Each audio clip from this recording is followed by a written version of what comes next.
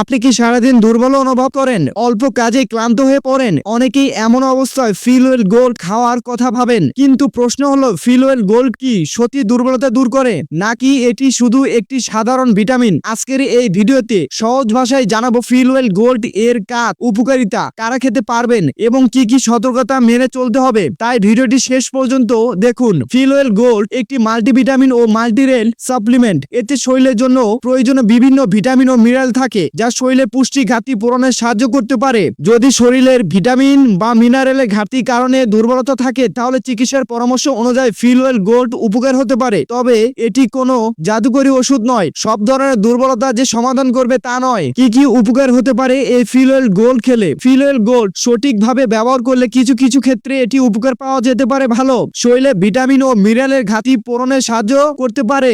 দুর্বলতা ও ক্লান্তি কমাতে সহায়ক হতে পারে যদি সেটি পুষ্টির ঘাটতির সঙ্গে সম্পর্কিত থাকে। রোগ প্রতিরোধ ক্ষমতা স্বাভাবিক রাখতে প্রয়োজনীয় কিছু ভিটামিন ও মিনারেল সরবরাহ করে।